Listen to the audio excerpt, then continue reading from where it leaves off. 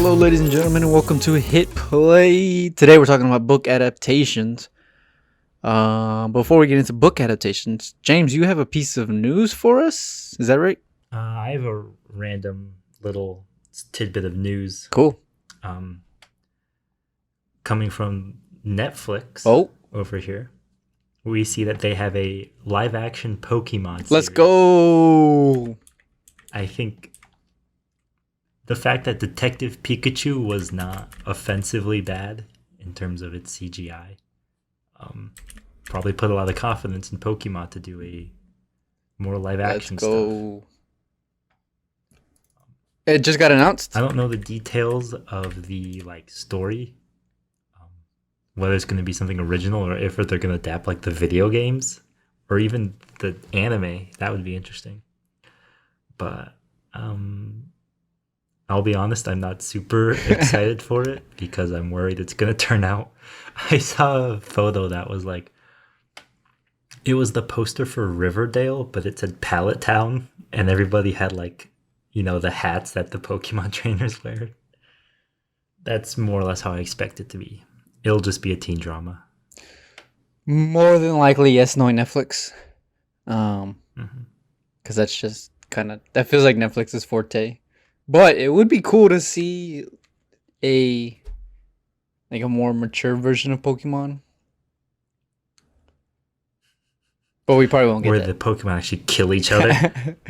I mean, we have a mature short film of Power Rangers, so why can't we get Pokemon? I don't know, man. Maybe they'll adapt one of the animated movies. That'd be kind of cool. I'd love to see the Lucario. Yeah, that'd be cool. That one would be pretty sick. Exciting stuff. Speaking of adaptations, though. Yep. This is the That's your cue. That's our week episode. That is our week's. I can't speak today. God damn. That's our focus for today. Adaptations. With the Green Knight being released, a Arthurian fable, as well as us talking a lot about David Fincher, and I noticed that a lot of his works are adaptations. Kind of just came to me hey, why don't we just talk about adaptations? That seems like a fairly popular source for most screenwriters to either be inspired from or adapt as well. Let me ask you this before we get into some of our favorites. Because you're a big novel reader, do you enjoy it more when you get a word for word, scene for scene, shot for shot adaptation, or do you enjoy when screenwriters kind of take liberty with what is given in the text and apply some pizzazz to their screenplays?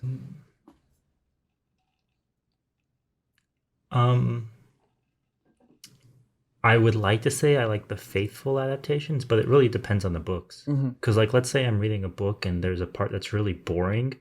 I don't want to see the boring parts in the movie. Yeah. You guys can skip that, Sure. I actually remember my dad was recently talking about one of his favorite movies is a Bill Murray film called The Razor's Edge. And just last week I bought him the book, and he came up to me and he was like, they skipped all the first few chapters when they did the movie, and he was like, for good reasons. It was nothing like the movie. And I was like, oh, sorry, I got you the book then. If only I had known that. So yeah, I feel like it really depends, For instance, I'll bring up an adaptation, The Lord of the Rings. All 3 movies are incredibly faithful to the books. Yeah. There's maybe only especially if you watch the extended cuts, other than maybe the ending of Return to the King, there's really not much that they changed. Surprisingly, they took an almost 1,000 page long series and they were pretty incredibly faithful to it the whole way through. Now, granted, the movies are 4 hours long each. The extended cut of Return of the King is 5 hours, I think. So, only watch that if you want to see something faithful. And trust me, Lord of the Rings fans swear by the extended cuts. They won't even talk to you if you prefer the theatrical cuts. Um, they just they think the extended cuts are just how you should watch them because they're more faithful to the books. But that's just insane, man. I mean, I don't feel like when you're talking about Lord of the Rings, you're not even talking about adapting. You know, it's more about the faith they had in Peter Jackson and his team. You know, They basically just Xeroxed the entire. They copied the entire book and they were just like, "Here, guys, here are your lines." yeah, almost, Yeah, yeah, it is pretty seriously, scary accurate how those movies yeah. are. And I think what I love about really good adaptations, Lord of the Rings, Harry Potter, I'll throw up there too. What's really, really good about them as adaptations is they become such concrete visions of the Mm-hmm. book that when you read the books, you will now imagine the Yep. movies.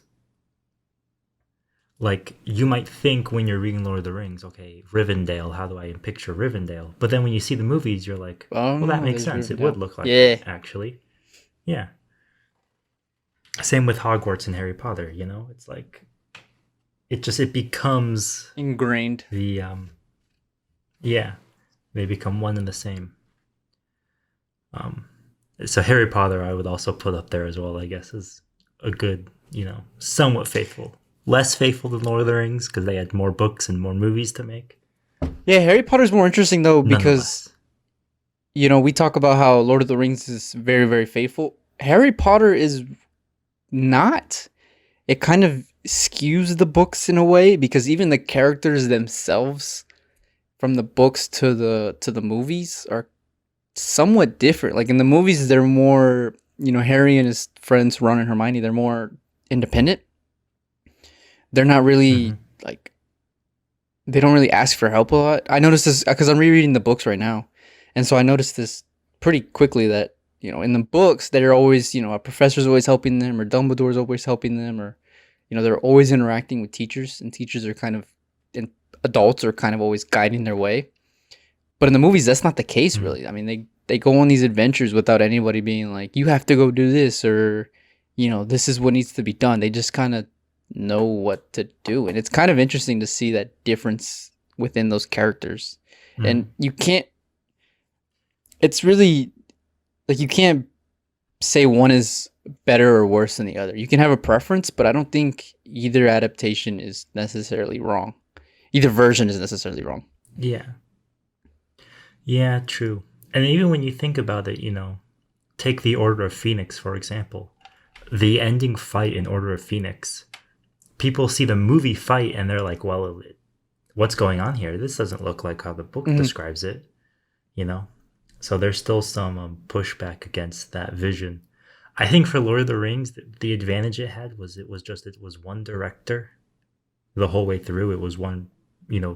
writing team the whole way through, whereas Harry Potter was almost different every They movie. had, I think they had Um, 4 or 5 different directors throughout the whole series. I mean, it's still a pretty consistent film series, Yeah. give or take the first two movies. I think from about the third film, Prisoner of Azkaban onwards, it becomes like really consistent in tone and Mhm. style. Yeah. But it's still commendable that they managed to. The 8 movies are movies. still cohesive. Yeah. Yeah. And they're all really Nonetheless, quality. for sure. Like, the Hmm. first 2 are very different from the last 4, 5. Was it 5? Yeah, 5. Um, or I guess 6. Damn, how many? I'm trying to count. Yeah, 6. Because they But did Deathly Hollows in two parts. yeah, but yet they still all flow well, and it took them over a decade to do that Yeah. whole series. So it's very, Hmm. very.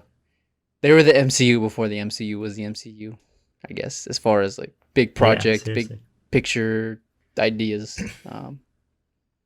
Yeah. You know what's funny, and I didn't even think about this. This is a bit of a non sequitur. But when we were talking about coming of age movies, and I talked about the movie Boyhood, how you saw one person in real life grow up Mhm. over time. Harry Potter did that first, man. Yeah, yeah, we saw him through the whole series. It's kind It of was wild. the same actors Yeah, growing yeah. up. Yeah, You don't really see I that. didn't even think about that You don't really see that as far as commitment yeah, to the to one actor in a franchise. the role. Because usually by the sequel Hmm. or third movie, they're like, all right, let's get this guy out of here. He's too Yeah, old. He's too expensive. it's like them and Bruce Willis in Die Hard. Yeah, yeah. We saw him with hair, and now we see him with no hair. Pretty much, man. Oh yeah.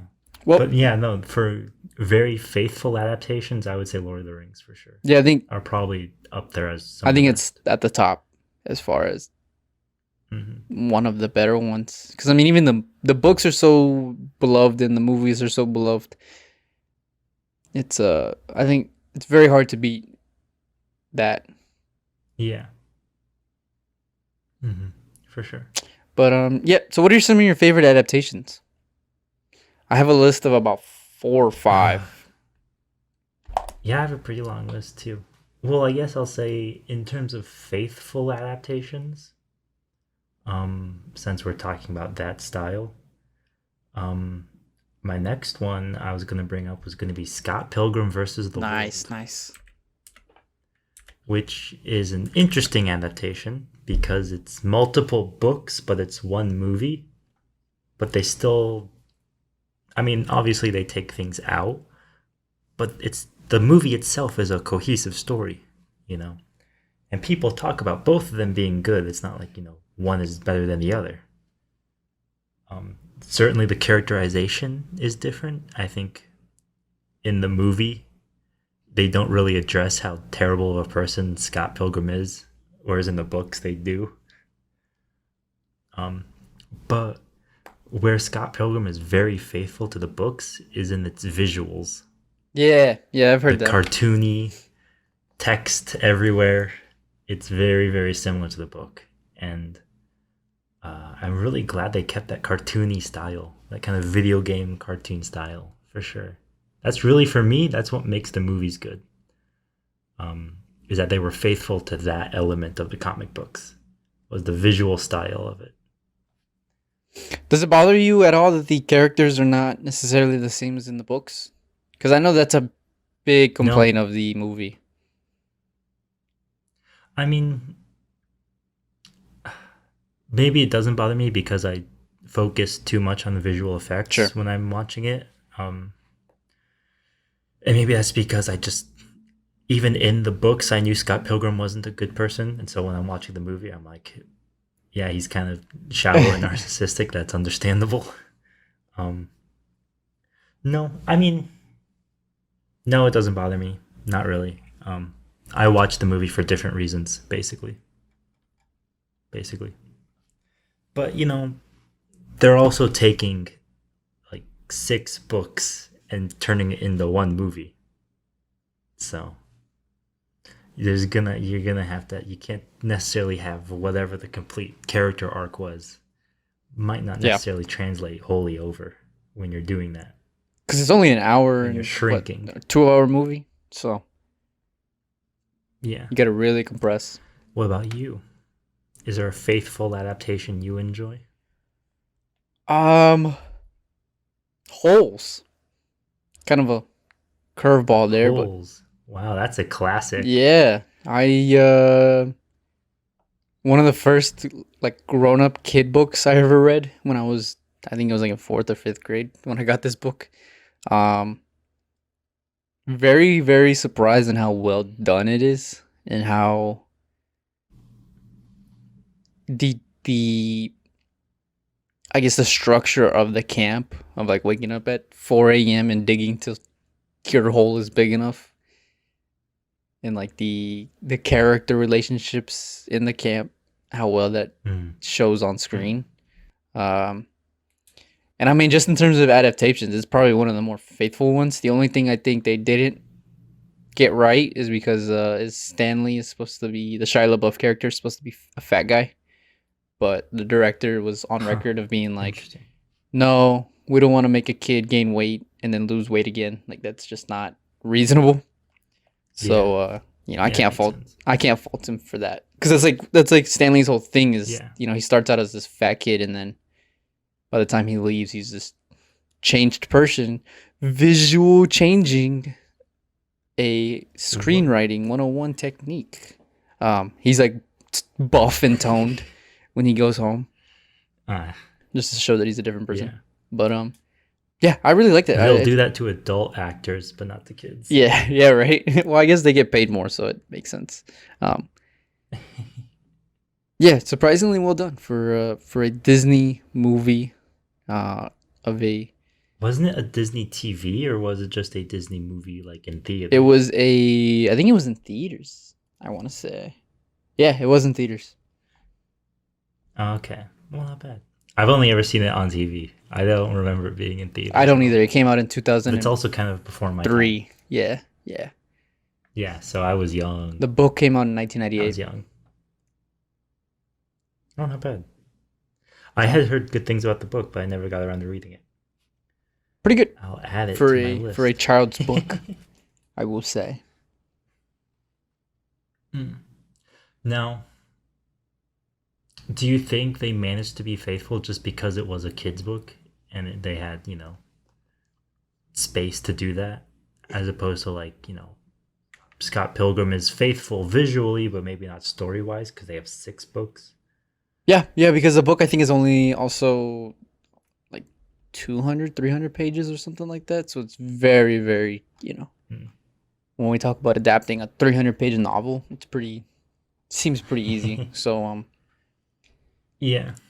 yeah, I mean, they cut out little things here and there, but for the most part, everything is pretty in there and it works really well. I really like it. Good movie, good book. Not bad. So, in terms of faithful adaptations, I only have 2 more to talk about. And they're both books written by one author, by the same author, but the movies are by different directors. The author is Cormac McCarthy, and his books are No Country for Old Men and The Road, Ooh, big boy. and the related movies for those. I mean, comparing the books, I just story wise, I prefer The Road, but comparing the movies, No Country for Old Men is just superior, and it's such a superior adaptation too. The Road has some struggle because it's a good story, but not much happens. Hmm. It's just a dad and his son wandering through the apocalypse, and just it's the stuff they run into. That's the entire story. Not necessarily difficult to do, but you got to fill the silence somehow. But No Country for Old Men is like spot on. If you were going to direct a Cormac McCarthy book, it would have to be the quality of No Country for Old Men, because the thing with Cormac McCarthy too is in a weird way, stylistically they're very similar, the movie and the book. Cormac McCarthy doesn't really write internal monologues, which if you're adapting to a film, that's perfect because you don't do internal monologues in film. So it's a lot of just visual information and character decisions. Their motivations often have to be inferred or implied in his books. And in the movie, the Coen brothers visually were very impartial. There's not a lot of emotion in the cinematography. They show you, what you have to see, but they do it from a very, how would I say, there's not a sense of empathy in that movie. There's like a little wall between you and the characters. And I feel like that is a good way of like, for example, in the movie, the villain and the hero never appear in the same shot together throughout the entire film. Hmm. Despite the fact that they have, shootouts with each other Yeah. and chase scenes, they never appear in the same shot I together. never noticed that. Yeah, there's a lot of neat little tricks in that film that they've done.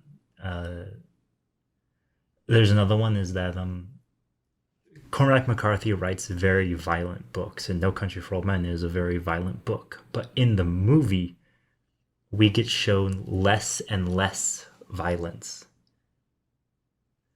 To the point where, at the beginning of the film, we'll see him choking out a person. Yeah. At the end of the film, he just walks out of a house. But we know, right? What went It's down? implied. Yeah. Yeah. And that's very much Cormac McCarthy stylistically.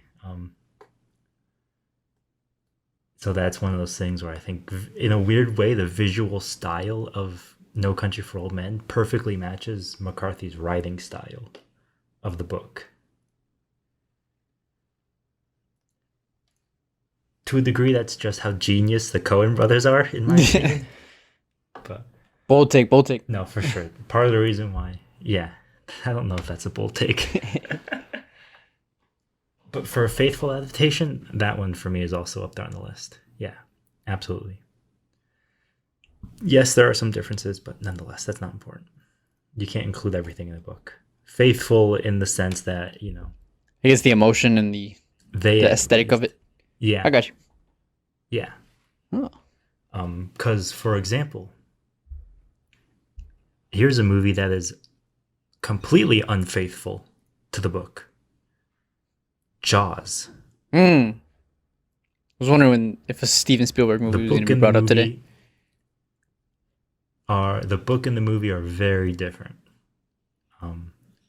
In terms of plot, and maybe even in terms of the general message at the end of the film.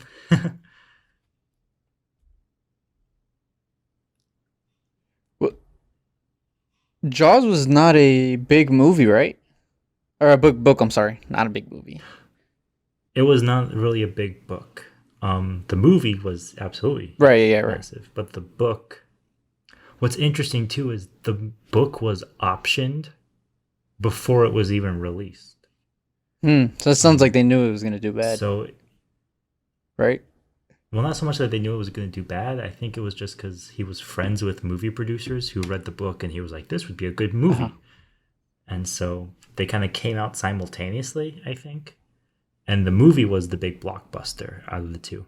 The book is, the book doesn't really have its fans. I don't think most people could even tell you who wrote the book. Most people don't remember the author's name. Peter Carey. Peter Benchley, by the way, for the people. Peter Benchley. I thought it was Peter Carey. See, even you didn't know it.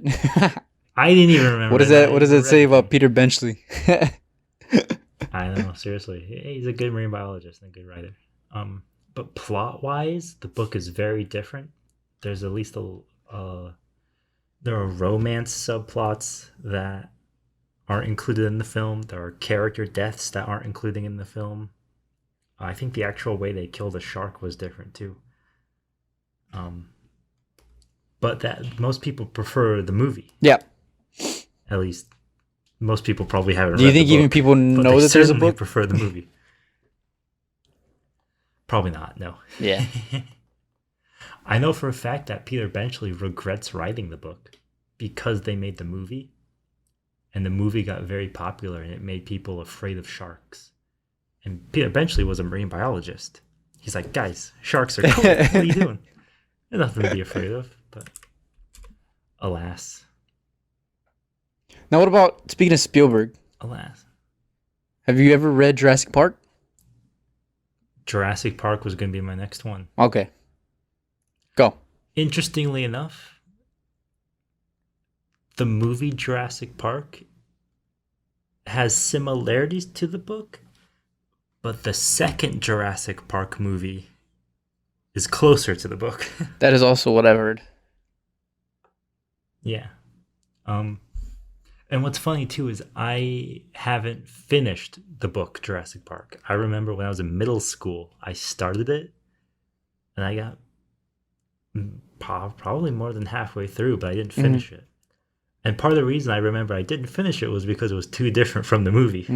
So you were just kind of turned off by it? I was like, what's going on? Yeah, a little bit. Now, that's not to say it's a bad book. That's not to say that Michael Crichton is a bad writer, because he's a good writer. But Yeah, that's one of those interesting things where I think people learn it's kind of like Jaws. It's like people learn it's based on a book, and then they read the book, but it's too Yeah, different. yeah, that happens a lot. And they kind of blame the book than they blame the movie because they've seen the movie first, you know?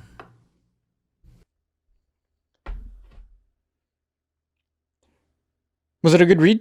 Did you enjoy the read? I mean, obviously you didn't enjoy it too much because it's you never went back to it. If I enjoy it back in middle school, it was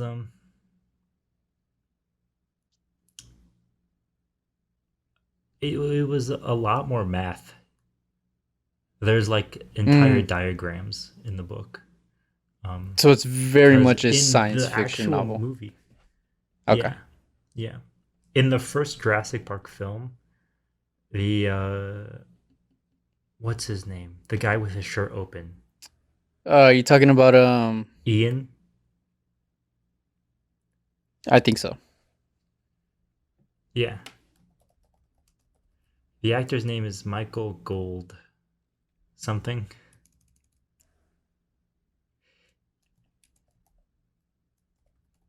Can we get IT on this? IT. Can we get a cast list? Jeff Because Goldblum? apparently I don't remember You anyone. talking about Jeff Yes, Goldblum? him. Jeff Goldblum. I thought it It's was Michael Goldblum. he's Malcolm in the movie. Yes, Malcolm. Okay, that's where I got the word Michael from. Okay, so Michael Carey and Jeff Benchley. Um, in the movie, he talks about chaos theory, and he talks about it in one scene. And I remember like 100 pages in the book being dedicated to like Just chaos chaos theory. theory and explaining the butterfly effect. Yeah, and there are all these diagrams and drawings and stuff like that. And I'm like, dude, I'm in middle school. Do you expect me to understand this? Yeah, it was kind of out there. Interesting. So if you're interested in science theory, I might say read the books. But if you're not, then just watch the movies. You'll be fine. And it's a good movie, you know? I think that's one of those instances where most people, in a weird way, people trust the book to be better than the Yeah. movie. But I think more often than not, the movie is better than the book. Because your Jurassic Parks and your Jaws, they're popular movies because they're good Hmm. movies. Most people don't even realize they're based Hmm. off of books. So what does that say about, the The quality books. of the books? You can't really say the book is better if most people don't even realize that there's a book That's to just the begin old with. English teacher cliche that was always said to us in school and people take to heart. Yeah. Like movies can't be I better bought a than book books. recently. I bought a book called Funhouse. It's a comic book, and I sent a picture to a friend of mine, and she was like, "I had no idea they made a comic book based on the movie." I'm like, "No, the movie is based on the comic book." She was like, "Oh, I didn't know that." I'm like, "Oh my god, really?" So it happens, man. I guess it That's happens. funny. Do you have an example though of a unfaithful Yeah, I do. adaptation? The Wizard of Oz. Yes, I have not read the book, so I can't speak to it, Yeah, I but I have. have heard. It is How is it? it's a much bigger adventure in the book than versus the musical movie. Um, Now, isn't it a book series? I believe so. I believe so, if I'm not mistaken. I believe Hmm. it's like, let me see. Um, actually, it is no, it's not. Oh wait, yeah, he's Okay, got one. wait. Oh my god, pick one. Sorry. He's got one. I think it has a sequel. Okay. Um, Ah, I see. yeah, it's really interesting because there is like a whole world in in the book, and in the movie we And kind of just focus on, hmm, you know, one track per se. Um, I see. yeah, it's an interesting read. I remember I won this in a raffle, and I was like super excited because I was like, "Oh, Wizard of Oz, dope! I love Wizard of Oz." And I read the book, and I was like, "Man, this book is different. This book is weird." but it was actually pretty. It was a good read. It was a good read. It's a 1900 book, so if you're not interested in anything from the 1900s, maybe don't read it because it came out over 120 years ago. Yeah. But it's a nice little read. It's very easy. It's a good fairy tale story of this imaginary world that I think the movie adapts very well as far as visually. Um, of like the image of Oz was always stuck in my head reading the book, even though what I was reading wasn't necessarily the same as the movie. Um, Yeah. and it's also kind of interesting going back because we don't really have any other Oz movies, but I feel like there's a whole potential for. I don't want to give any executive ideas, but I feel like there's a lot of potential in Oz. More exploration. Yeah, We need to see more of the Munchkins. They get a spin-off movie. yeah, basically. Oh, there's like hold on. Wait, There's there's a James Franco movie. There's 14 novels. There's 14 novels. Jesus Christ. That's crazy. Wow. So yeah, that'll become a Netflix series soon. But not all of them are based off Amazon of series. or on Dorothy though. Well, there you go. There's your spin-offs. Yeah. So we did get the James Franco prequel, which was kind of cool because it alludes a little bit to some parts of the book. Because I remember I was like, oh, that's dope. I remember that part. I remember that place in the book. But I mean, the movie was crap, so it doesn't even matter. But it would be interesting to see like a Netflix series or something. Because this feels like right up Netflix. Do you have an example? Wheelhouse. Do you have an example of an adaptation that is worse compared to the original? You really gonna do this to me? I mean, there are tons of examples, but do you have one? The book, the movie that will not be mentioned, movies that will not be mentioned, involving a certain I know middle schooler, a certain demigod, teenager wearing an orange T-shirt. Yeah, Jersey Paxson. Yeah. That's I think that's at the forefront of everybody's mind as far as terrible adaptations, because everybody else got really decent adaptations, and somehow the probably third biggest series in the mid 2000s, 2010s, got the worst. The worst. Are you saying that the Diary of the Wimpy Kid movies are better than the Percy Jackson? As far as movies? adaptations, yes. Even when they changed Roderick? Okay, no. After they changed the whole family, I was off. But I don't know. The first two for Diary of a Wimpy Kids aren't terrible adaptations. I mean, it's a kid's book about a sixth grader. I don't know. Not expecting high art here. What Yeah. do you expect? I'm not expecting anything crazy. It's just, it was a fun book. It was a fun movie. What can I say? LMAO. Yeah, that's probably the forefront. Yeah. And I'm glad that Disney decided to right the wrong and make a series. Because, yeah, I don't know. It feels kind of weird that every other novel and every other young adult series has gotten a somewhat good adaptation. And yet, Percy Jackson has 10 books. And we still have got nothing. So, a lot of potential. Yeah. And yet, it's not being realized. But it is what it is, I'm not going to sit here and cry about it. What can you do? I mean, I think streaming opens up that option. Because I know that... Yeah. And here's a blast from the past for you. The Chronicles of Narnia is supposed to get a Netflix movie. They're going to... Yeah, I mean, the films are bad. But it's one of those series where it makes sense for it to have a film series. I mean, we're so used to the idea of, the famous books having famous movies.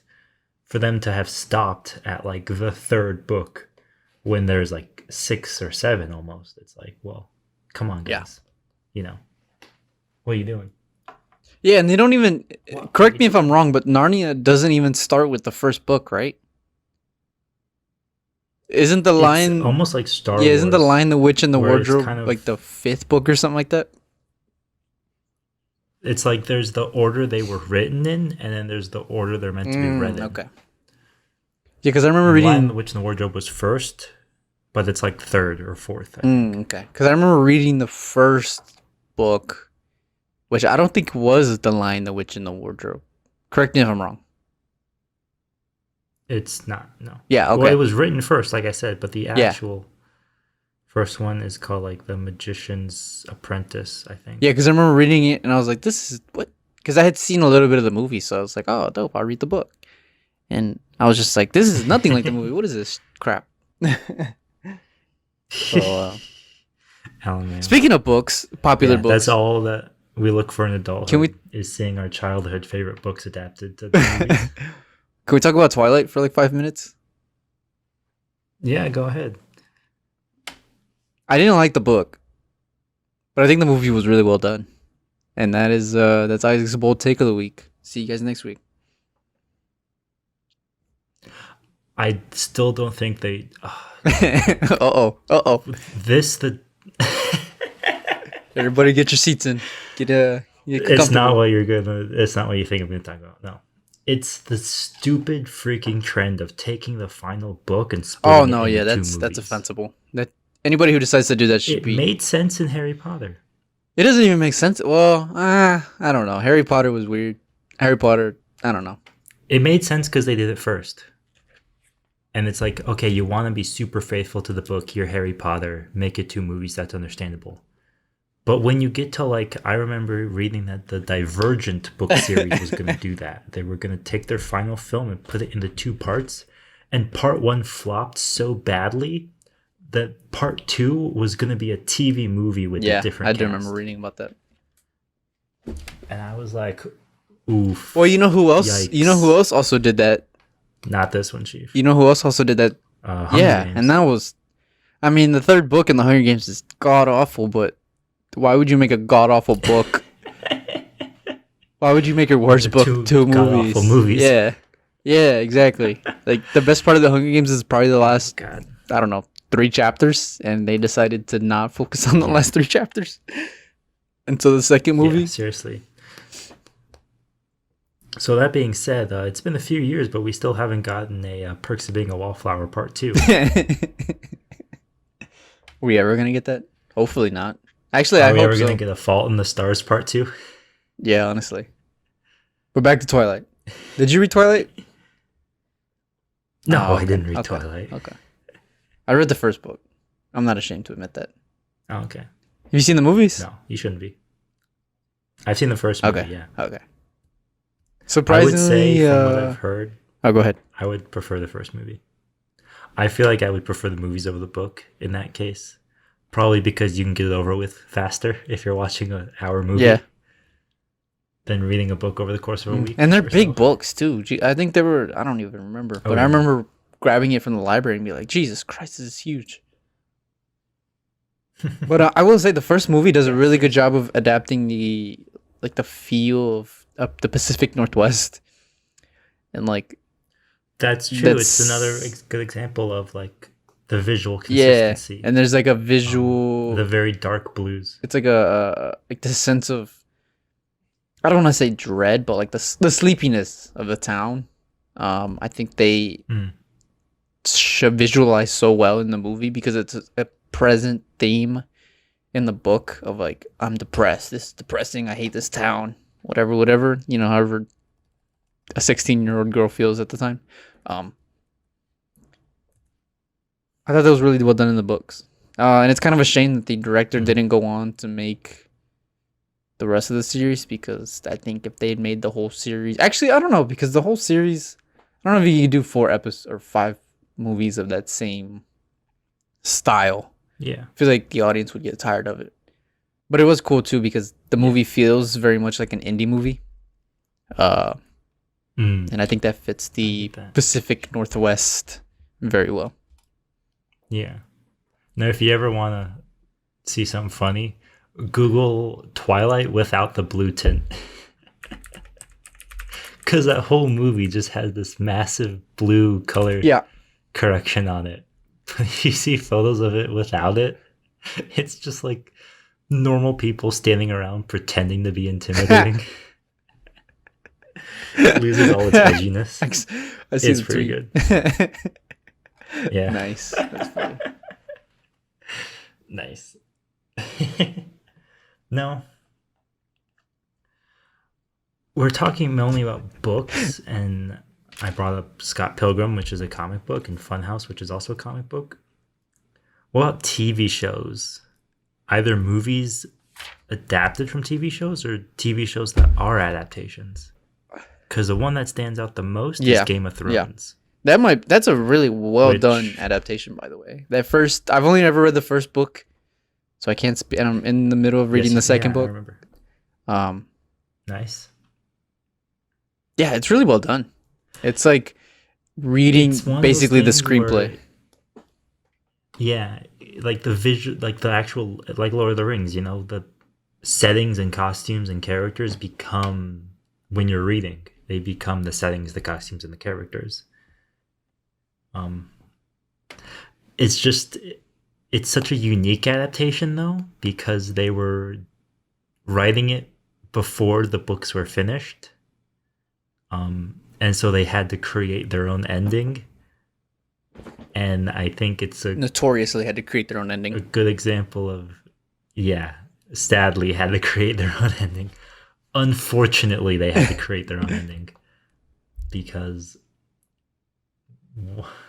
the quality of the books, it's that way because George R. R. Martin is writing them.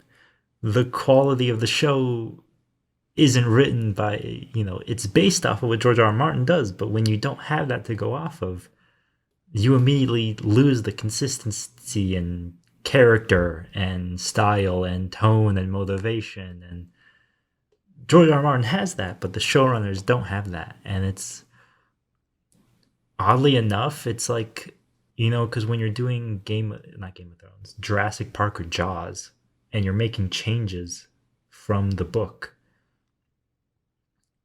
there's still consistency in the movie. The sheriff in the movie Jaws is not the sheriff in the book, but at least his character is consistent in the movie. His motivation makes sense and he has an arc. In Game of Thrones, it was like they just abandoned the idea of character arcs completely. And they just could change their motivations, and it didn't go over very well, No, to say the not least. at all. Sadly. No. So, do you think when if George R. R. Martin finishes the books, we'll get a redo? Yeah, that's a big if. No, I don't think so. Because I think we do. I think we will. Maybe we'll get a movie. I think. Yeah. I was gonna say HBO will do a movie. I think people are so. Actually, I don't know. Because that would be unprecedented, I think, of like a redoing basically a final season. I don't think.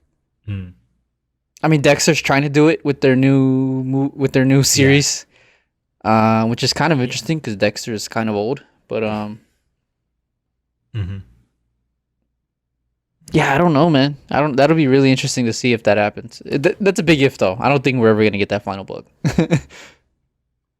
The only other show I think that has done it was Evangelion, because their final 2 episodes they basically had no budget, and so it's this, it's like 25 episodes with incredible, to a degree, animation of giant robots fighting, and then it's 2 episodes of literally pen and marker drawings with dialogue dubbed over top and no animation. Oof. And so when the show was over, after a few years, the showrunner Hideki Anno, who directed the entire show, got the money to do a movie, The End of Evangelion, and he redid the 2 episodes as if he had the budget, how they would have, how the show would have ended. And so, to a degree, it's like you can watch 25 episodes and then you just go watch the movie. So I think to a degree, I mean, that's a weird one-off case, possibly, but I think we'll see it with Game of Thrones. I think if he finishes the books, we'll get a new adaptation of him. That's just, whether they will be the same actors, the same directors, the same studios, the same, HBO. That I don't know, and I actually kind of doubt it, but I still think we're gonna get it nonetheless. I mean, we're getting it with Lord of the Rings right now on Amazon. They're doing Amazon's Lord of the Rings. But that's a completely different. That's taking place thousands of years before the books. That's just taking place within the universe of Lord of the Rings, which Game of Thrones is also doing. But the idea of revisiting an older franchise, I think that is enough precedent to warrant HBO doing similar to Game of Thrones, especially since it's fantasy. Same genre at least. Yeah, That's just my thoughts, though. That's my opinion. Kind of iffy on that because I don't know.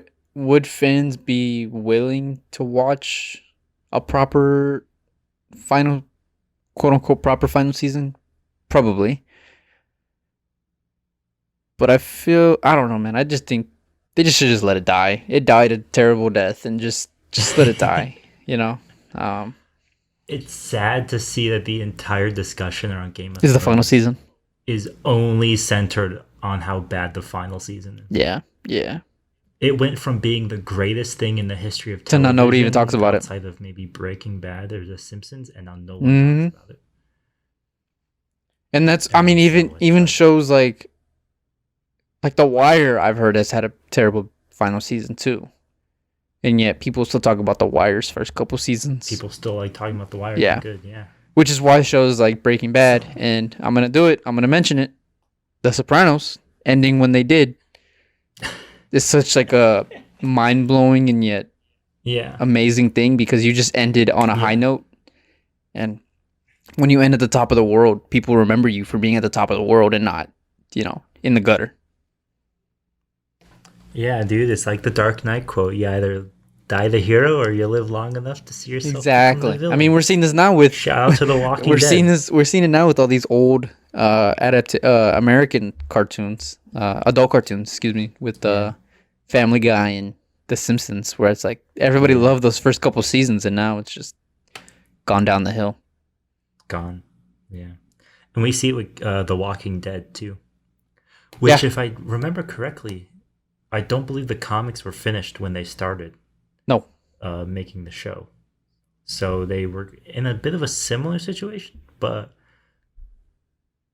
I think the show is still going on and the comics are finished. That's for certain. The show's ending. This is the final season. It's ending. So yeah, I mean, that's another good example where it's like once they started deviating from the comics and trying to do their own thing, it's like, the source material had everything you needed. Once you go away from that and you try creating it your own, you'll lose the magic of, whatever Robert Kirkman was putting in the show, or at least the series. Also, there was a change of showrunners, and that will make a big difference. So, to be fair, though, The Walking Dead, I think very early on differentiated itself from the comics. I mean, the settings are the same and some of the characters are the same. But as far as the story structure and the narrative itself, it's completely different. And they established that very early on for like the first episode. Because I also think that's part of, because while The Walking Dead was, kind of in the cultural zeitgeist for a while, I feel like as soon as like season 4, people were like, wow, we still are getting The Walking Dead. Yeah. We're still getting The Walking Dead. Well, that show... Whereas, it's just Game of Thrones was on the season 8. Yeah. Well, also, I hate comparing The Walking Dead to the Breaking Bad or Game of Thrones, but Game of Thrones had like a set structure to their season-by-season episode or season-by-season story. Whereas The Walking Dead is literally just rinse and repeat. A TV show. Yeah, it's Lost, but with zombies. It's basically a procedural at this point. Yeah. I don't think anybody could argue that. It's just like, hey, we go here, we kill some zombies, maybe kill some bad people, then we go to another place. And it was like that from season 3 on, season 4 on, ever since when they left the prison. Um, Kind of crazy it's ending after all these years. I haven't watched The Walking Dead in so long. I don't even know anybody who watches The I know. Walking Dead, and yet it still pulls amazing numbers. Same. Well, there you go. It has its audience. Yeah, For sure. Yeah. All right. Here's my next topic. True stories. Real life. Do you have an adaptation of real life events that you I do. Moneyball. That's a good one to start with. The novel by Michael. What's his name? Michael. I should have wrote this down. Michael Lewis. Screenplay by. Did you read the book? I did. This was back 2 years ago when I was a big baseball fan, and now I'm kind of over being a baseball fan. It's because the Astros cheated, isn't it? I mean, it's hard to be a fan of a sport when the commissioner and the owners actively try and root against the sport, the growth of the sport. So, yeah, understandable. The Astros thing definitely didn't help. But I will say, Moneyball, good movie. Maybe even a better book. I don't know. I'm not gonna put my pitch my tent on that hill, as the kids say. Well, it's. Most of the stuff we're talking about is fiction, and I feel like it's a little bit better to have opinions about fiction, like at least subjective opinions about fiction, or maybe even objective opinions. Because when it comes to nonfiction, it's like, well, you're really asking whether you like the true facts or not. The movie certainly is amazing. I had not read the book though. I'm not really that into nonfiction personally, but sure. Nonetheless, I mean, when it comes to faithful adaptations, I was going to bring up Jarhead, which is based on a book it's a memoir about his experience in the Gulf War, and it's a pretty faithful adaptation of the book too. And that's where it's faithful because the events of the book they really just recreate for the movie, which. It's hard to visually recreate real life in a film. Yeah, which is probably already realistic. Hopefully, yeah. My example of a real life one was a movie called Midnight Express, which is a film from the 70s about a man who is caught smuggling drugs in Turkey, and he gets thrown in prison. And it's based on the true story of how he escaped from prison. And this is interesting debate when it comes to adaptations. There are changes. Because when you're dealing with a real person's story, what's weird is that real life is never as cinematic as cinema can be. Yeah. And, things that people do in real life, if you're going to adapt into a screen, you might think, oh, well, we want to change this because it'll be more cinematic if they do this other thing, because, spoiler alert, he escapes from prison. We know that because he tells his story. But in real life, he escaped at night and he rowed a boat across the Mediterranean to Greece. In the movie, he kills a guard and steals his outfit, and he walks out of the prison dressed as a guard. And it's like, well, give or take, is one more consistent with the person you're making in the film, the character, or are you trying to be realistic with real life? Are you trying to stay to that? I know when it comes to like war movies, for example, people who are big history buffs about war will cry foul of any movie that has a Panzer tank when it should have been as me included. I'm in that group. Tank. I don't know. Yeah. So Oh, those Germans have the wrong guns. They never would have used guns at that battle. Hey, wait Those a weren't minute. They're invented. speaking Austrian. Oh, This isn't German. yeah, something like that. So it's like, to what degree are you allowed to bend reality to your cinematic vision when you're telling a person's story? You know, Especially because, that becomes people's idea of what you did in real Yeah. life.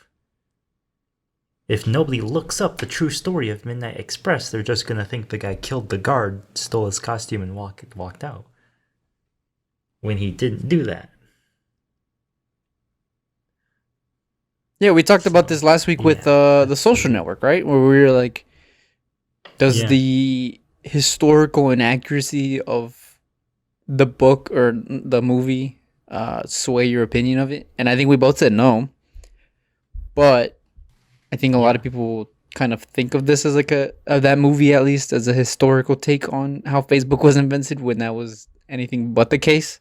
yeah, And so yeah. yeah, it It does. was anything but the Yeah, intention it of it. Yeah. does. It does bring the question of, are you allowed to do that? And I think Mm-hmm. that's what I enjoyed about Moneyball the most is, chapter for chapter, everything in the book is in the movie. I mean, some of it's a little dramatized.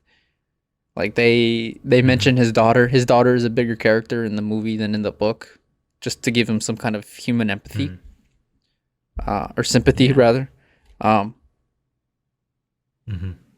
but I think other than that, I mean, everything else is spot on. I mean, it's very hard to lie about baseball when there's public records of of these Yeah. scores and What you what they did. actually did and stuff. But it was kind of cool reading the book and being like, oh, that actually happened in the movie. And, Mm-hmm. I enjoyed that very much. Yeah. Yeah, yeah. So I have a question for you. Do you believe that there's anything that's unadaptable? Or what are your opinions on material that is considered unadaptable? Oh man. Like what? Because I have two examples. So, in terms of something that is considered unadaptable but has been adapted, we have Watchmen is the first one that comes to my mind. The The comic the book, movie by yeah, Zack Snyder. Zack Snyder. Okay. Yes. The comic book was written by Alan Moore and drawn by Dave Gibson. And yes, there was a colorist, and everyone forgets who he is, and I don't remember his name either. But shout out to him because he did fantastic coloring in the comic. But Alan Moore and Dave Gibson really creatively they structured Watchmen visually to what comics can do specifically. The layout, from the layouts of the panels to the panels themselves, how your reading eye will move through panels and pages. And not only that, but the story itself is meant to be told through the medium of comics. Not only is it because it's superheroes, but there's also within it elements of, a story within a story. There's the Black Freighter comic that is read throughout the comic itself. And taking those elements and trying to visualize them, you can't, movies like Scott Pilgrim and even to a degree enter into the Spider-Verse have comic book elements in their visual design, but it's really hard, almost impossible to take the actual physical structure of panels on a page and put that Yeah. into a movie. And since that's for Watchmen, it was designed to be read as a comic book. When people were, when the movie was in development, there was a lot of talk of, well, it's going to suck because it's Hmm. unadaptable. It's meant to be a comic. It was written to be a comic and it was drawn to be a comic. You can't really take the comic specific elements and perfectly represent them in a movie. You can take the story and put it in a movie, but Watchmen was meant to be more than just the story. And there are people who like the movie, there are people who don't mind it. Um, but I think on the whole, people are like, no, the comic is better. It the comic is what you're supposed to read. You know. Yeah, that's the opinion that I heard as well when I talked to people who were fans of the comics.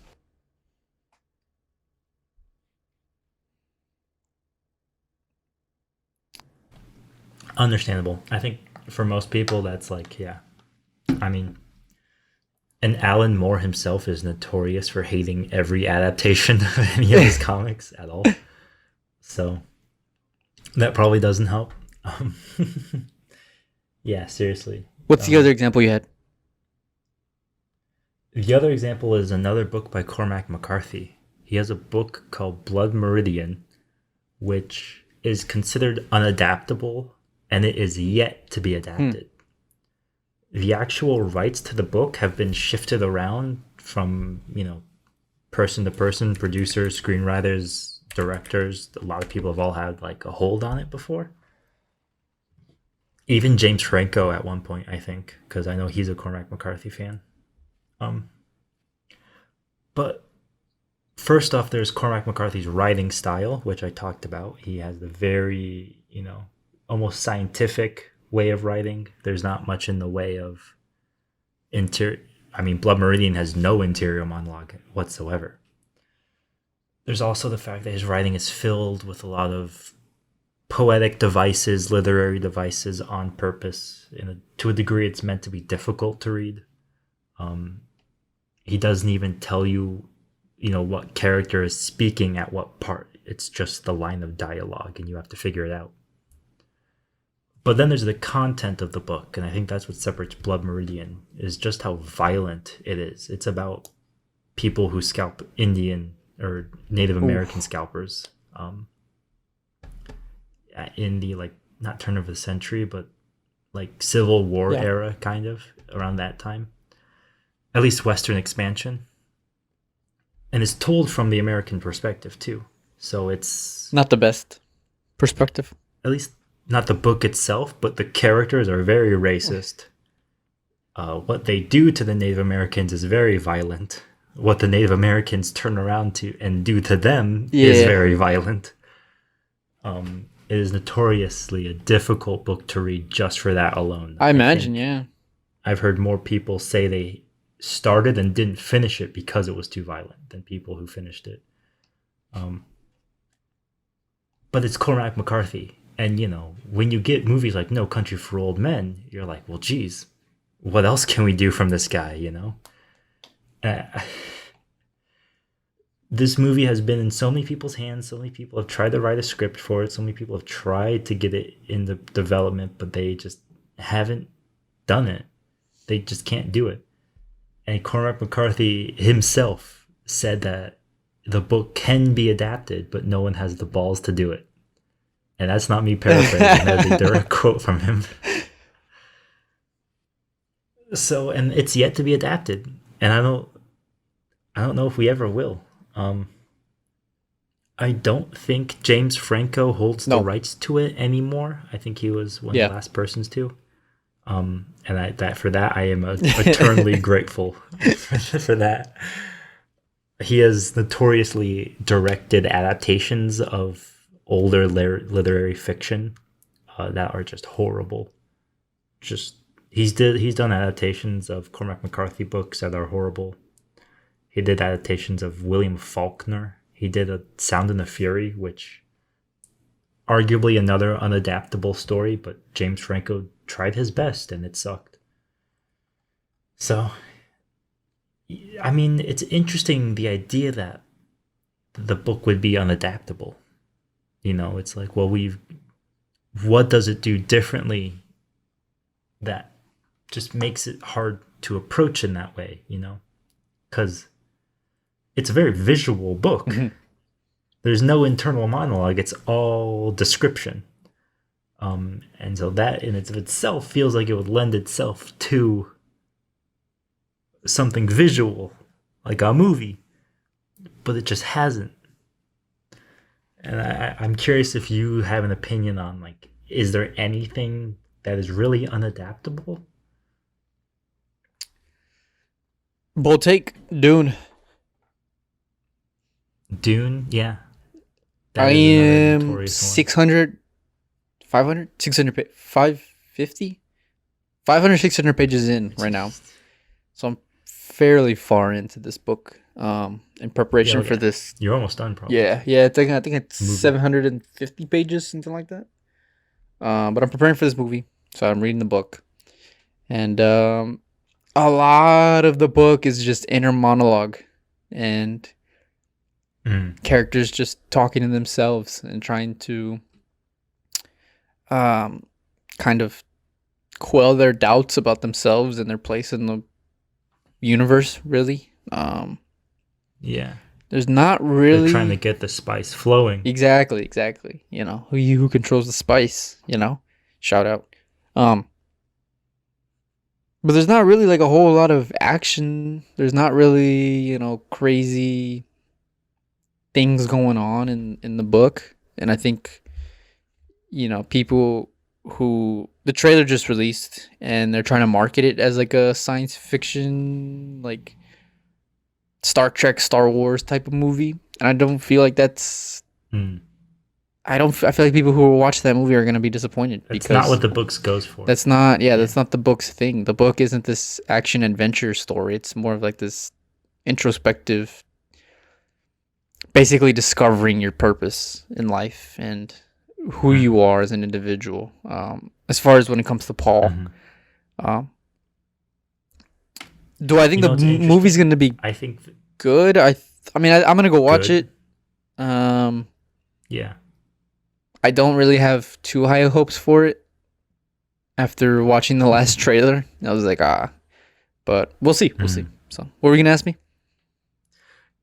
Well, I was going to say that I feel like the David Lynch adaptation, the original, has more of that coming of age element in it.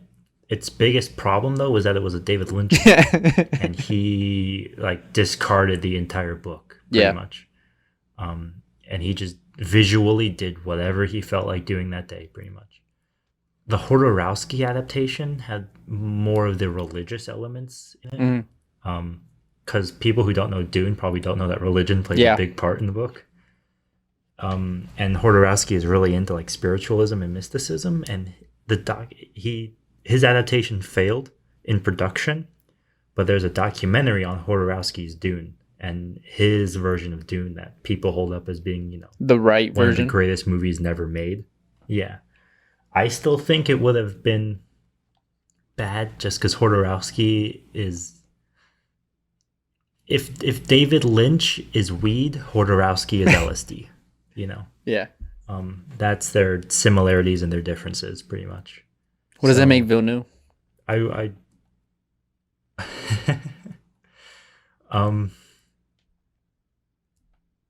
don't know. He's definitely not straight edge. So yeah, Dune is definitely. I understand what you're saying. I get what you're saying. It might be. You know, and what's interesting too is I've seen, like, for example, I feel like it's Amazon who is doing an adaptation of Isaac Asimov's Foundation books. And I know one of the big issues with adapting Isaac Asimov is actually that he doesn't have much description in his books.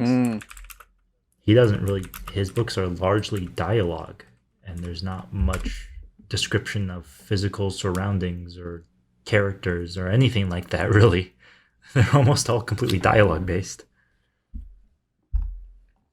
So that'll be just visually, that'll be interesting to see what they do with one of those things. But yeah, with Dune, I get what you're saying, especially just because it's a long book. Yeah. Well, you know, Villeneuve's gonna make it. He wants to make it into 2 movies, so this first movie isn't even the whole book. I think. Oh, I didn't even know that. I think it's Warner. Warner's. Is it Warner with this studio? Can we get IT on that? IT yeah, is. I'll look it up. IT is just. Keep talking. IT is just me with my. But Google. Yeah.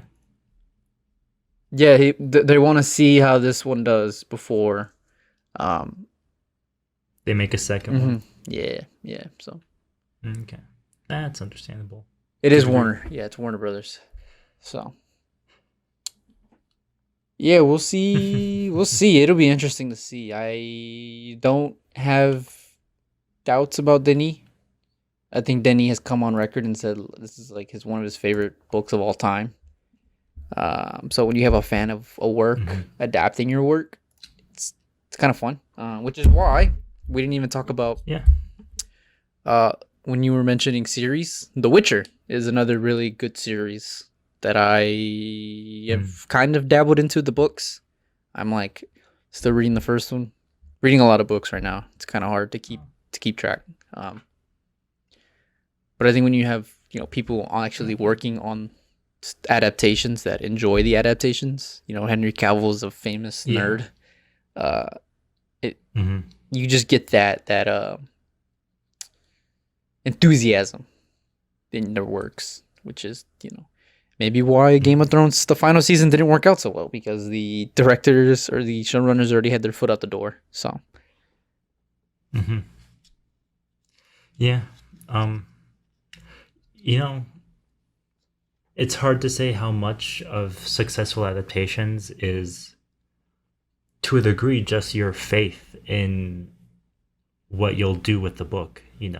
Like if Peter Jackson wasn't trusted to, have giant sets and CGI battles if he wanted them, Lord of the Rings wouldn't have turned out as half as good as it is. yeah, You know, and Denis Villeneuve probably has a lot more control over what he wants in his adaptation of Dune. Certainly in the David Lynch adaptation, they were like, "Hey, dude, you got to stop at some point. You can't just do whatever you want. You actually have to adapt the book." uh-huh. Um, so yeah, and I mean, like I said, part of it is probably the quality of the source material, because examples like Game of Thrones, where the books are good, but when you deviate from the books, it's not going to be the quality that we, like. Uh, it's hard to say. I don't know. It's adaptations are case by case, for sure. Um, You ever watch the Fahrenheit 451 series on HBO? I have not. Was it any good? I heard it wasn't. Which is kind of a You didn't shame. even watch it.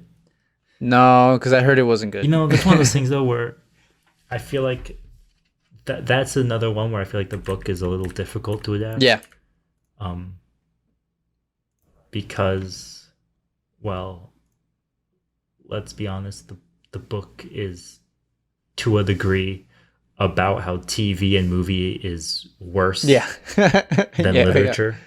yeah. And for that reason, it shouldn't lend itself well to an adaptation. Um, just on principle. But It has a 33 on Rotten yeah, that's interesting. Tomatoes. Wow, that's If that doesn't it star like Michael B. Jordan, Michael B. Jordan or is that am I and thinking of a different no, thing? yeah, and Michael Wow. Shannon. Yeah, I remember seeing a trailer for it. Yeah, I never expected much out of it. I've heard the Francis Truffaut one is good but different. The Francis Truffaut movie of Fahrenheit with Julie 451 is Christie and different Oscar from the Warner. book to degrees, but it's a passable adaptation. Yeah. I've heard. Um, yeah, to a degree. To a degree. So, Let me ask you this final thought before we go. Unless you have anything else final thoughts. to say. Um, is there anything that you Oh, are? adapting stuff. Is there anything that you want to see adapted, or that Ooh, is in the process of adapting, or anything of the sorts?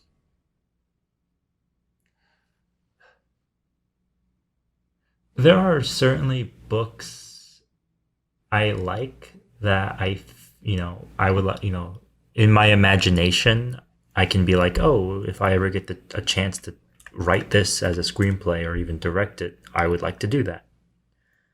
Um, But part of that is always the challenge, because adapting stuff is difficult. Hmm. Anybody who has ever seen the movie Adaptation, directed by Spike Jonze, or the Charlie Kaufman movie, where it's a movie about him adapting the book. Yeah, and it's still an adaptation of the book to a degree. It's like it's not easy to do, and we've never been taught how to do it. You and I were both screenwriting majors Hmm. in Yeah. school, and we weren't even taught how to I write know. adaptations. Just kind of funny because that seems to be the main moneymaker in screenwriting is Yeah, adapting. at adapting stuff. I tried doing it. The Hemingway book, A Farewell to Arms. I was Interesting. like, because I was like, nobody's taught me how to write an adaptation, despite the fact that I'm probably going to have to do that at some point. So I want to know how to do it. So I picked a chapter and I wrote it as a screenplay. I tried to, one of the things I'd like to be taught is, do you try to avoid copyright by just taking the descriptions and you put it in your own words, or do you just can you take one for one? Like if the book says wind blows through the grass, can I write wind blows through the grass? No. Will I get Yes. sued for that? They're going to make you put it into turnitin.com. Yeah, seriously. At least if you own the rights for the book, you can probably do that. I was just doing it to learn how to do it. Yeah, seriously, turnitin.com. Yeah, it's and let me tell you this, it's hard. It's actually not easy to I do. don't doubt it. At least the way I was doing it, I was physically looking at, line for line, taking the book and having to write it.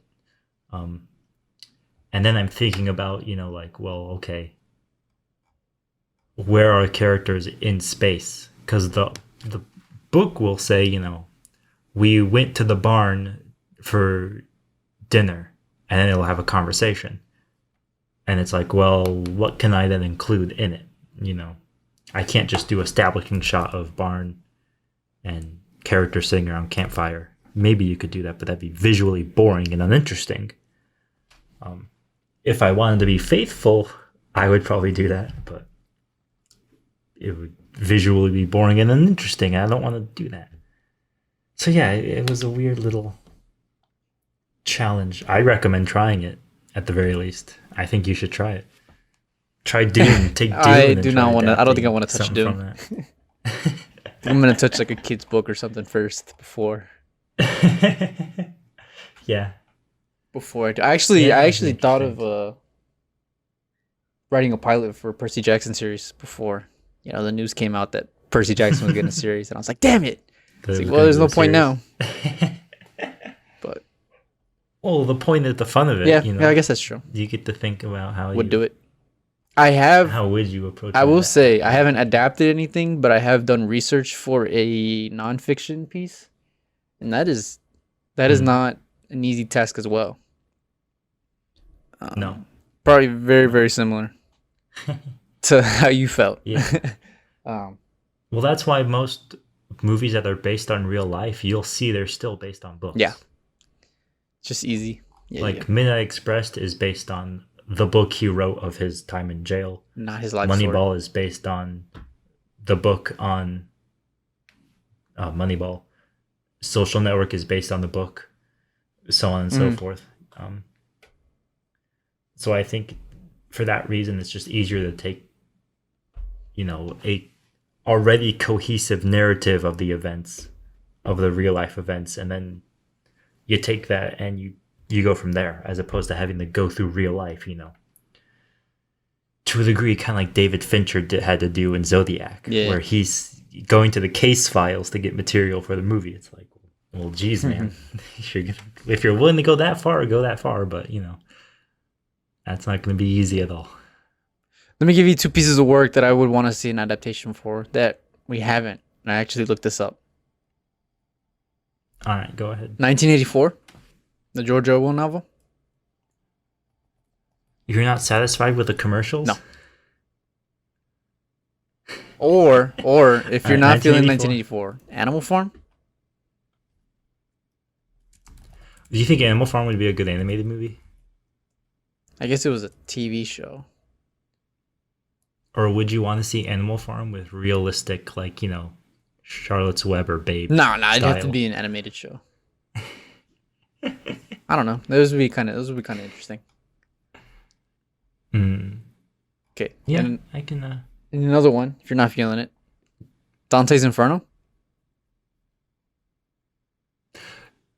Well, we got a video game. That doesn't count. That doesn't Doesn't count. count. Yeah, I read Dante's Inferno and I remember thinking, like, there are parts of this that would be, A good short story, at least. they would look cool in an adaptation. Yeah, be a good short story. I think the problem with Dante's Inferno, yeah. The problem, though, is that Dante's Inferno was really written about real people. Mm.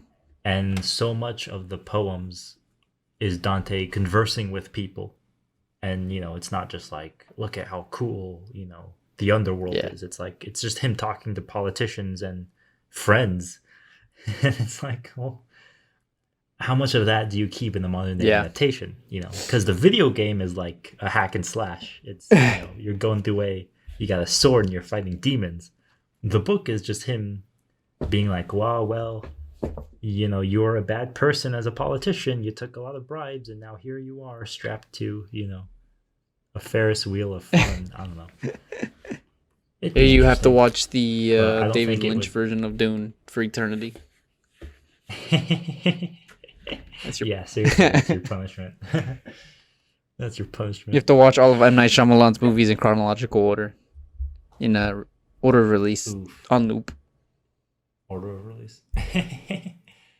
Yeah, I think I don't know what I would really want to see done because maybe because I'm too close to the books that so many of these books I've read, I'm like, well, they make more sense as books now that I've read them. If you made a movie about them, I know you're going to have to lose stuff and I know you're going to have to take stuff Yeah. out. And that disappoints me. There's a really good adaptation of a Hemingway book called The Old Man and the Sea. Can you move your clothes to the It's animated and it's animated in paintings. A little bit. It's like a short film because it's a super short book, but it's animated entirely in paintings and it's pretty well done. And it's actually a really good version of the book. It's like a shortened version of an already short book, but I would recommend it. That's a neat little watch if you can find it. That is. Treasure hunt. But yeah, no, I don't know if there's really much else I would,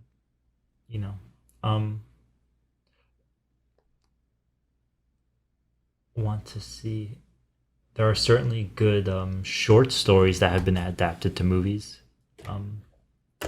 We were talking about not Game of Thrones, The Walking Dead. Stephen Yeun was in a movie called Burning, which is based on a short story by a Japanese writer named Haruki Murakami. It's a pretty good one. Robert Altman has a movie called Shortcuts, which is a collection of short stories that are all, they're like vignettes, and each one is based on a short story. So, yeah, all pretty, there's a lot you can do, and we can wrap up now, but we didn't touch on, video game adaptations.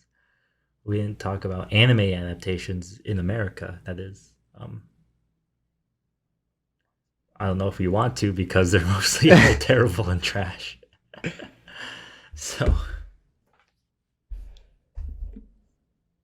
So yeah, I don't know if we want to talk about those.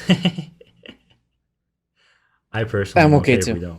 we don't have to ever talk about Scarlett Johansson's Ghost in the Shell or the Mortal No, we don't have Kombat to touch movie, those. or Dragon Ball Dragon Ball. Evolution. Yeah. Yeah. No. Yeah. Now, Speed Racer. If you want to talk about Speed Racer, we can. What a weird movie. No. What a good movie. Are you kidding me? The one with Emil Hirsch? Yeah, I love that movie. It's been a while. but it's I remember I was watching a clip the other day, and I was like, man, this movie is wild. Yeah, seriously. It like takes the show was nothing like it. Like it takes the visuals of the show and then just takes it up to Yeah. 11. It's like it's to the point. It's not even similar. It's just such a crazy CGI fest, and it's so good. Personally, I actually like it.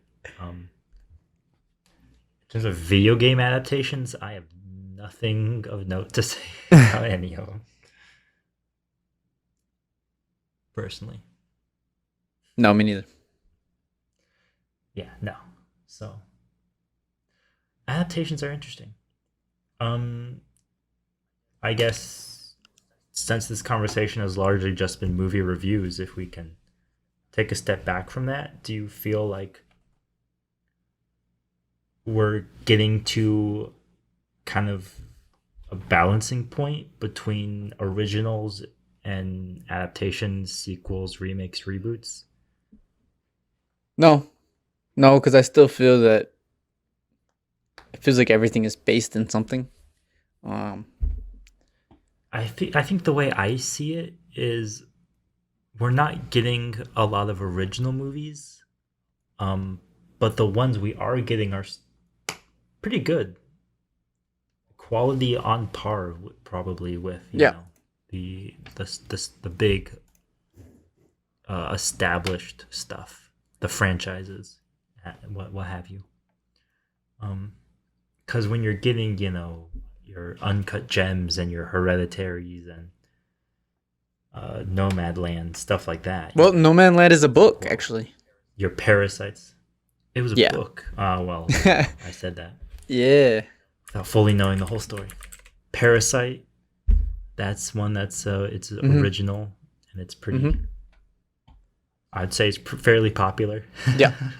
Bold take. Bold take. I think that's the way I'm seeing it. I think we're getting to a point where we're not getting much original movies, but the ones we are getting are Yeah. pretty solid. They're at least they're managing to get through and get into production compared to adaptive works. So yeah, I think that's just what I'm seeing. I feel like we might continue in that path for a while.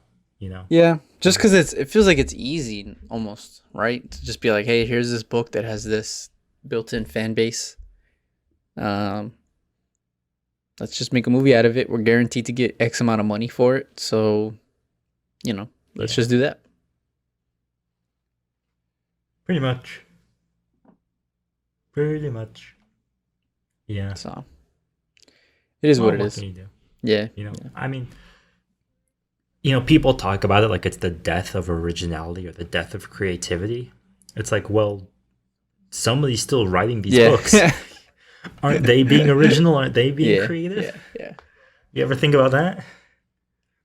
But You know what's interesting though? what I can was you do? You can find fault. when we were talking about it, I was looking over some of the books you mentioned and the movies you mentioned. A lot of the books were originally written as screenplays, and the authors just found it easier to write it in prose versus the structure of a screenplay. So I thought that was very very interesting. Cormac McCarthy. McCarthy. Cormac McCarthy has actually written movies too. Michael Yeah. Crichton with Jurassic Park. Crichton. Yeah. Crichton, sorry. Jaws was originally supposed to be a screenplay. So it's not Maybe like, that's why the book got optioned before it was released. potentially, sense yeah, then. yeah. So If they already knew that it had screenplay elements. originality isn't fully dead yet, fortunately. No. Did it ever even exist? Who knows? Was she even real? Whoa. Do you have any last thoughts? Just, culturally, in the wide picture, our current state of adapting everything? Yeah, for all you guys who are adapting, maybe don't go word for word and do a little pizzazz. I like something a little different. Take some risk. Yeah. I mean, hey, we got Zola, which is adapted from tweets. Zola. What is Zola? What is this? Why am I just The hearing movie Zola. Why am I just hearing about this? Adapted from tweets. It's adapted from a Twitter thread. What? Yeah. That's a thing. Yeah. Wow. Huh. If you look at the Wikipedia page, it will literally say based on, and then there's an article, and then there's tweets by Zola. Wow. Yeah. Interesting. That's weird. So when are we gonna get, Charlie D'Amelio TikToks, a movie based on TikToks? Addison Rae, get on it. Sell your life rights. Please no. I could do without. I think we could all do without. No, seriously. All right, man. Well, if you got nothing to say, right. let's get out of here. I'm Isaac Jimenez. That was James Harding. This was Hit Play, talking about reading instead of watching, but also watching. A little bit of both. Stay in school, kids. Mixing it up a little bit. Also, if anybody adapts any of the ideas we had, you owe me $50. So, we'll see you guys next week. Have a good night.